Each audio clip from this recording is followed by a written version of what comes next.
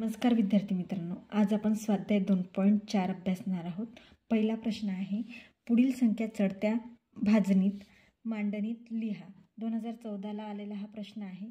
तर बघा, चढणे म्हणजे सगळ्यांना माहिती आहे। तुम्हाला जर म्हटलं पायऱ्या चढा तर तुम्ही सहज चढू शकता। आता इथे जे आहे चढती मांडणी कशी करायची आहे हे मी तुम्हाला सांगते। तर पहिल्यांदा जे आहे आपण पायऱ्या कशा चढतात, चढणे म्हणजे पहिल्यांदा पहिल्या पायरीवर पाय ठेवतो, नंतर दुसऱ्या पायरीवर, नंतर तिसऱ्या पायरीवर, याला चढणे म्हणतात। म्हणजे लहान संख्येकडून मोठ्या संख्येकडे जाणे म्हणजे जे आहे आपल्याला चढत्या क्रमाने जाणे असं म्हणतात। मग आपल्याला चढत्या क्रमात मांडणी करायची आहे। आता या ठिकाणी आपल्याला संख्या दिलेल्या आहेत। तर या संख्यांमध्ये 98, 98, 89 आणि 98 सुरुवातीला कोणतीही संख्या येते बरं? तर सुरुवातीला येणारी संख्या आहे 89। म्हणजे आपल्या जे आहे सर्वात पहिल्यांदा 89,320 ही संख्या येणार आहे। मग आता प्रत्येक ठिकाणी आपल्याला 98,000, 98,000, 98,000 दिसते। म्हणून जे आहे तिन्ही आपल्यासाठी जे आहे सारखे आहे। मग आपल्याला काय शोधायचं आहे याच्यातलं? तर आपल्याला शोधायचं आहे शतक शोधायचं आहे। तर या ठिकाणी 0 आहे, या ठिकाणी 3 आहे, या ठिकाणी 0 आहे आणि या ठिकाणी 2 आहेत। तर सर्वात लहान आपल्याला कोण दिसतोय? इथे पण शतक 0 आहे, इथे पण 0 आहे, इथे 2 असल्यामुळे जो आहे हा मोठा आहे। तर 0 23 आहे इथे आणि 0 32 आहे। आता यांच्यापैकी कोण मोठा आहे बरं? तर 32 मोठा आहे आणि 23 लहान आहे। म्हणून आपण जे आहे 023 या संख्येला 2 क्रमांकावर घेणार आहे। आता जे आहे 98,032 ही जी आहे 98,032 ही संख्या येणार आहे आणि सर्वात शेवटी म्हणजे सर्वात मोठी संख्या जी आहे 98,230 असा पर्याय असणारा जे आहे आपल्या पुस्तकामध्ये डी क्रमांकाचा पर्याय आहे। बघा, या पद्धतीचं आपल्याला जे आहे चढती मांडणी करायची आहे। या ठिकाणी बघू शकता आपण की या ठिकाणी जे आहे अशी या प्रकारे चढती मांडणी आपल्याला करायची आहे। तर पर्याय क्रमांक डी हा बरोबर आहे।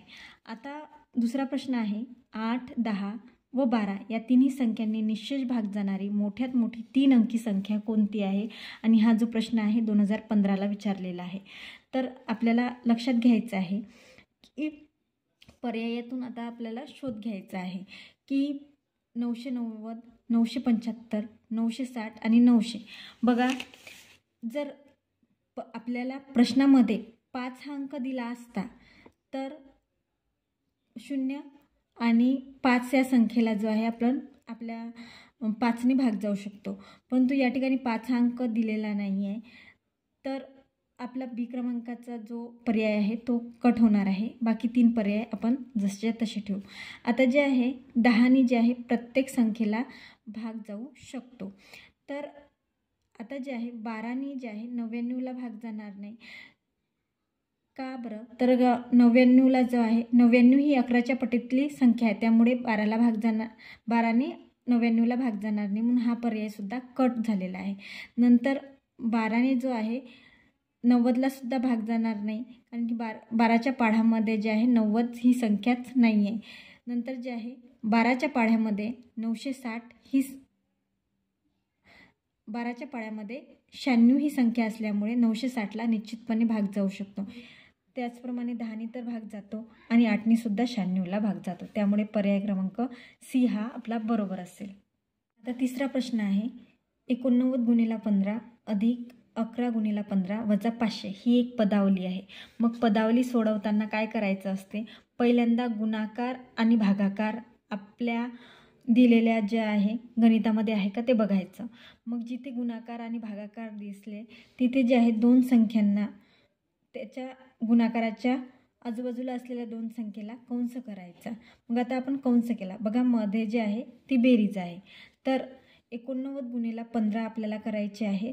तर 15चा पाढा तुम्हाला येणे अपेक्षित आहे, येत नसेल तर 5चा आणि 1चा तुम्ही बोलला तरी चालेल। 15×9 = 35 नासे होते, तर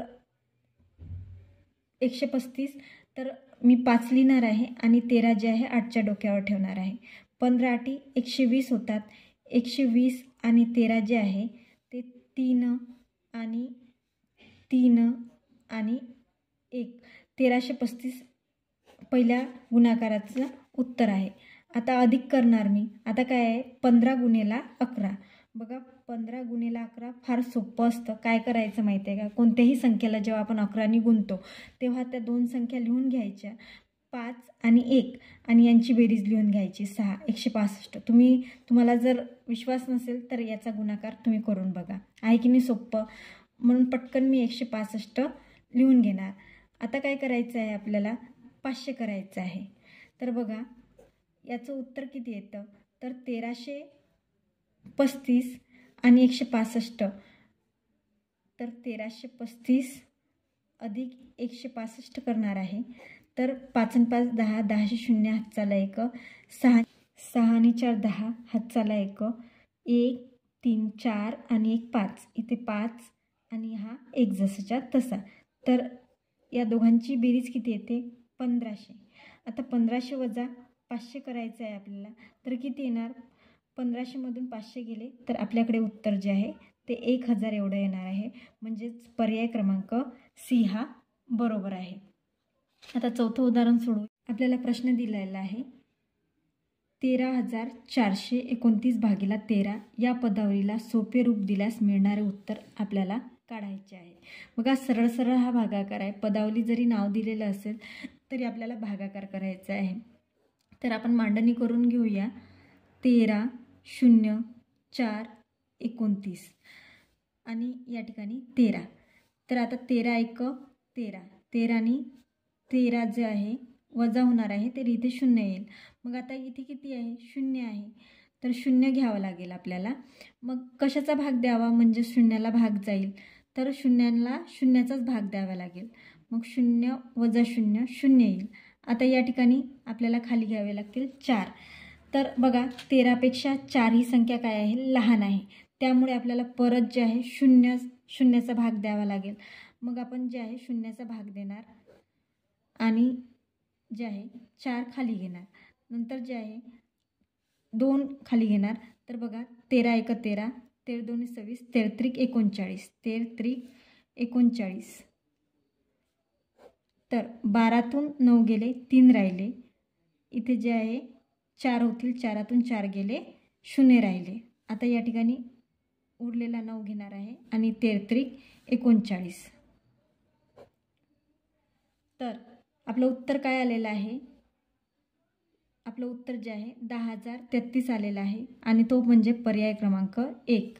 समजलं तुम्हाला कसं सोडवलं तर आपण, अतिशय सोपं होतं.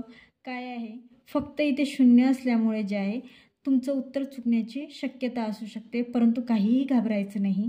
जेव्हा आपल्याकडे जे आहे आपण जे आहे पहिल्यांदा 2 अंकी संख्याला भाग दिलेला आहे, नंतर आपल्याकडे लगेच 0 येऊन गेला. तर आपल्या भाजकापेक्षा बघा हा भाजक आहे आणि हा भाज्य आहे. तर आपल्या भाजकापेक्षा जर आपल्याकडे कोणतीही संख्या लहान असू द्या तर त्याला द्यावा लागेल. आता बघा आपण पहिल्यांदा 13ची पेअर घेतली, जोडी घेतली, परत जे आहे 0 4ची घेऊ शकत नाही. कारण की पहिल्यांदा आपल्याला 0 घ्यावं लागेल, नंतर आपल्याला 4 घ्यावा लागेल. त्यामुळे आपण जे आहे 2 वेळा 0 दिलेले आहेत. 0ला 0ने भाग दिलेला आहे आणि परत 4ला सुद्धा 0ने भाग दिलेला आहे, जेणेकरून आपल्याजवळ 42 या संख्येची जोडी तयार झालेली आहे. अशा प्रकारे आपण हा भागाकार. पुढील प्रश्न आहे, मोटारीच्या एका पार्किंगमध्ये 14 रांगा आहेत. ठीक आहे. प्रत्येक रांगेत गाड्या उभ्या करण्यासाठी 420 जागा आहेत. प्रत्येक रांगेत सांगितलं बरं, म्हणजे आपल्याला समजायला पाहिजे की आता आपल्याला कोणती क्रिया करायची आहे. तर पार्किंगमध्ये गाड्या उभ्या करण्यासाठी एकूण किती जागा आहेत, एकूण विचारलेलं आहे किती जागा. तर आपल्याला काय करायचं आहे, मोटारीच्या एका पार्किंगमध्ये 14 रांगा आहेत. या ठिकाणी आपण एका रांगेमध्ये 420 गाड्या उभ्या करण्यासाठी जागा आहे असं सांगितले. म्हणजे एका रांगेमध्ये 420 गाड्या उभ्या राहू शकतात. आता किती रांगा आहेत, तर 14 रांगा आहेत. म्हणून आपल्याला कोणती क्रिया करावी लागेल, तर गुणाकार ही क्रिया करावी लागेल. म्हणून आपण 420 गुणेला 14 करणार आहोत. तर 14 0 0, 14 दोन्ही 28, 28 8 हातच्याले 2, 14 चूक 56, 56 आणि 2 58. तर आपला जो आहे पर्याय बी बरोबर आहे 5836. 80 हे आपलं उत्तर असेल. समजलं तुम्हाला?